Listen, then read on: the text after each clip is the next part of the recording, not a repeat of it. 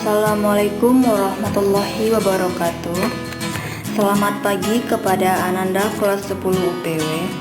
Semoga Ananda semua dalam keadaan sehat dan siap mengikuti pembelajaran pagi ini. Baiklah, sebelum memulai pembelajaran, ada baiknya kita berdoa terlebih dahulu. Berdoa menurut kepercayaan masing-masing. Berdoa, mulai. Berdoa selesai.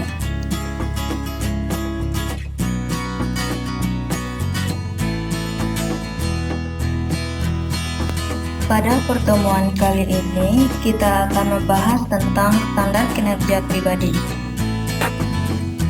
Menurut Randall S. Kohler dan Susan E. Jackson menyatakan adanya 3 jenis dasar kriteria kinerja. Yang pertama, kriteria berdasarkan sifat dengan cara memusatkan diri pada karakteristik pribadi seseorang.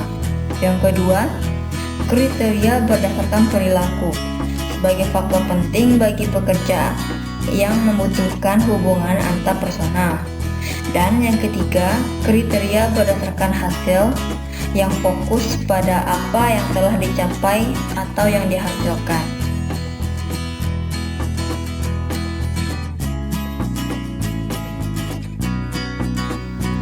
Selanjutnya kita masuk kepada tujuan standar kinerja. Standar kinerja merupakan identifikasi tugas pekerjaan, kewajiban, dan elemen kritis yang menggambarkan apa yang harus dilakukan. Standar kinerja diperlukan untuk membimbing perilaku pegawai agar dapat melaksanakan standar yang telah dibuat.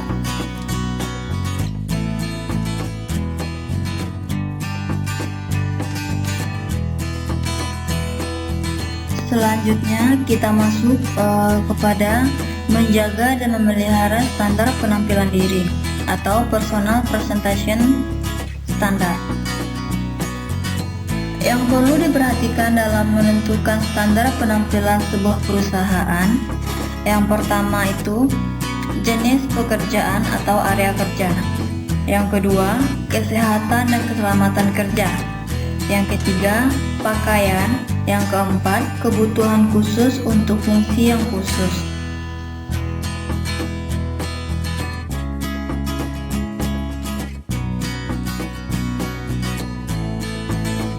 Baiklah, selanjutnya kita membahas tentang standar penampilan dan kebersihan pribadi.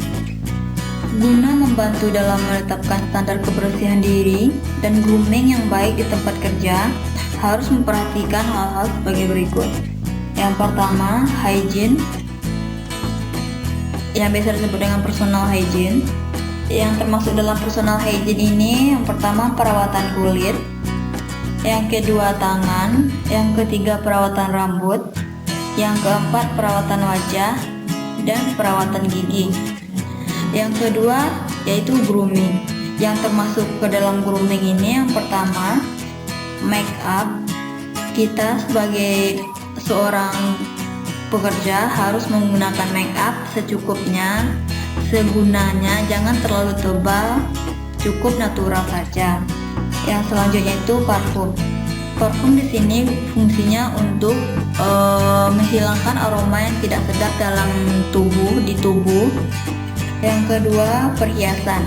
Gunakan perhiasan yang sederhana, jangan terlalu glamor dan terlalu ramai. Selanjutnya itu busana.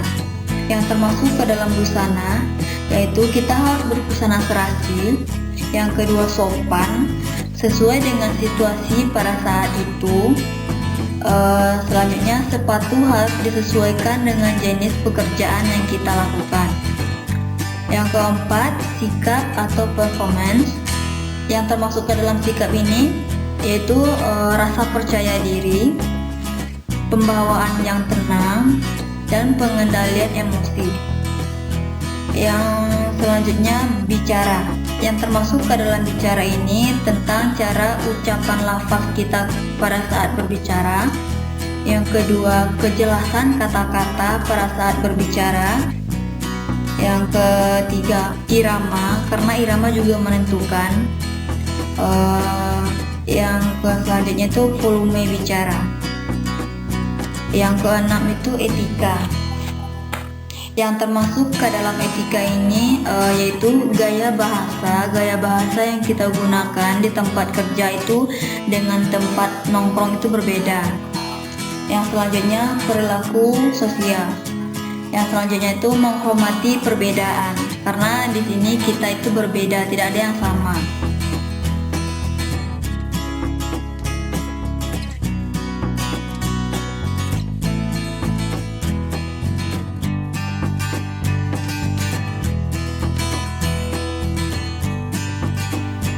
Selanjutnya kita masuk kepada fungsi standar kinerja pribadi. Standar kinerja pekerjaan memiliki dua fungsi. Yang pertama, menjadi tujuan atau sasaran upaya pegawai. Jikalau standar telah dipenuhi, pegawai akan merasakan adanya pencapaian dan penyelesaian. Yang kedua, standar kinerja pekerjaan ini merupakan kriteria pengukuran keberhasilan sebuah pekerjaan.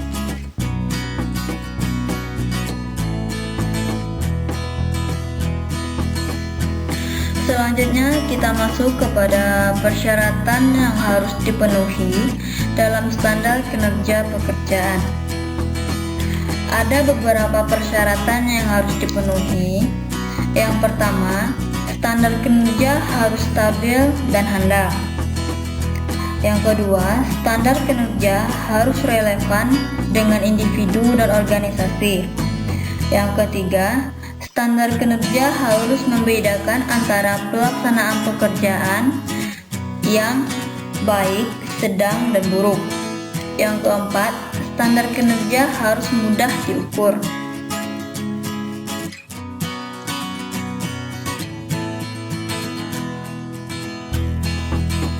Selanjutnya, atau yang kelima, standar kinerja harus dijabarkan dalam bentuk angka.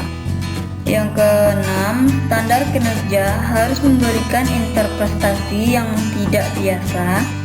Yang ketujuh, standar kinerja harus dipahami oleh pegawai dan penyelia.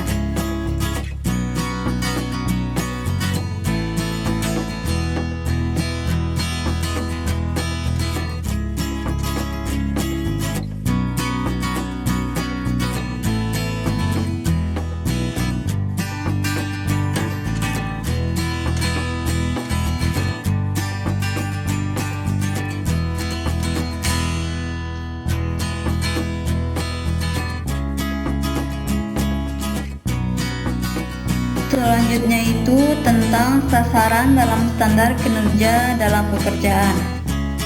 Yang pertama, mengidentifikasi hasil-hasil tertentu yang dikehendaki dan langkah apa yang perlu diambil.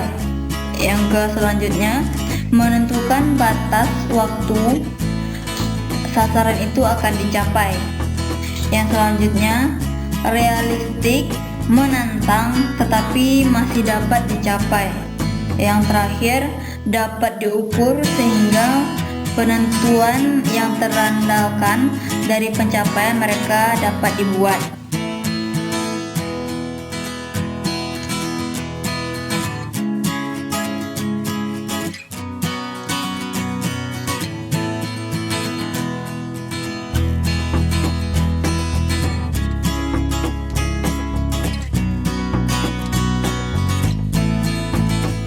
Selanjutnya, prosedur dari metode penilaian MBO. Adapun prosedur dari metode penilaian MBO dilakukan melalui tahap. Yang pertama, atasan dan bawahan bersama-sama membicarakan apa yang diperlukan untuk mencapai sasaran tersebut dan untuk menyesuaikan terhadap organisasi sebagai keseluruhan. Yang kedua, setiap bawahan diminta untuk menentukan sasaran bagi dirinya sendiri atau target prestasi kerja jangka pendek serta cara bagaimana ia dapat memperbaiki pola kerjanya sendiri, serta pola kerja dari unitnya.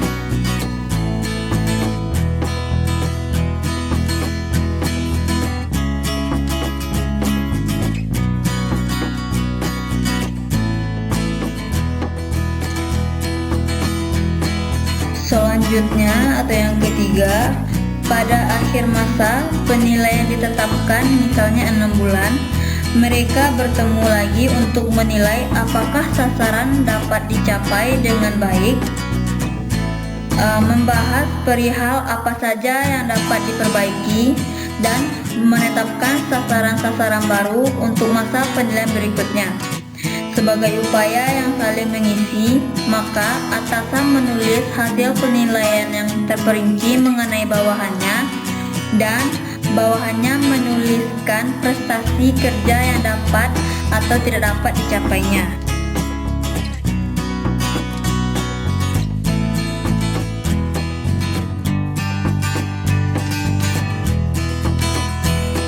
Selanjutnya kita masuk kepada persyaratan kinerja untuk mengukur pribadi. Guna melakukan penilaian objektif, harus mempertimbangkan 6 elemen data aktual.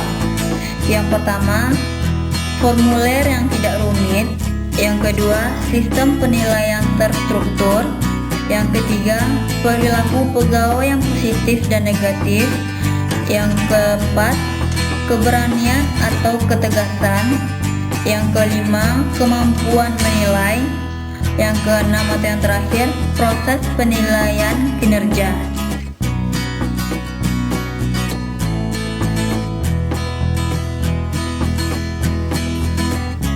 Kita masuk kepada persyaratan standar kinerja. Persyaratan dan prosedur pembuatan standar kinerja pekerjaan sangatlah majemuk. Dalam rancangan yang sangat terpusat, atasan langsung menulis standar dan langsung memberikannya kepada para pegawainya.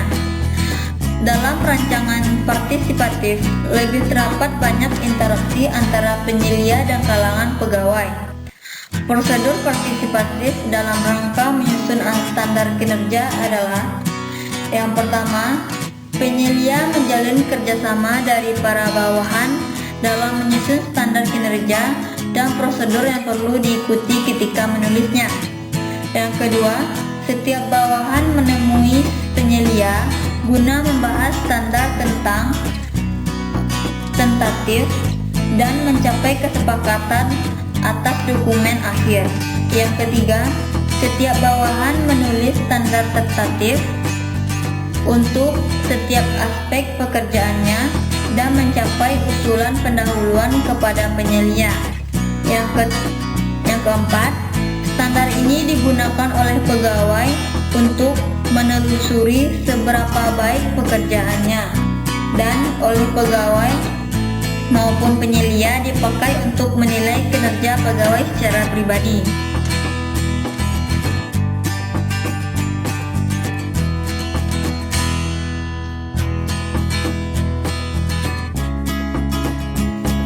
Kita masuk kepada kriteria untuk mengukur kinerja.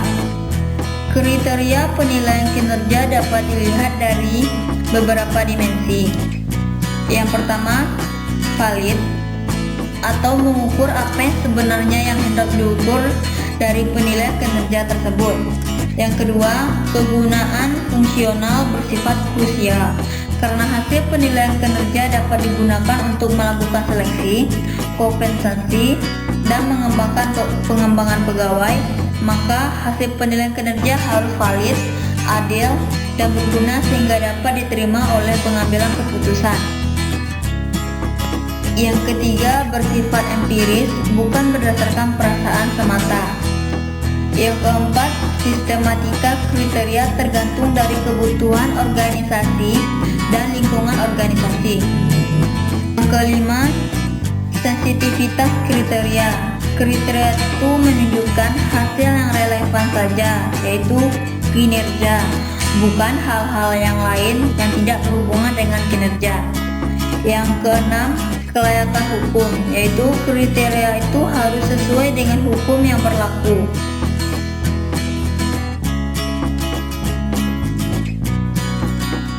Itulah pembelajaran kita pada hari ini. Bagi Ananda yang kurang mengerti, silahkan bertanya di grup WhatsApp nanti. Jangan malu bertanya, karena di sini kita sama-sama belajar ya Ananda. Baiklah, Ibu akhiri dengan Assalamualaikum warahmatullahi wabarakatuh. Tetap jaga kesehatan ya.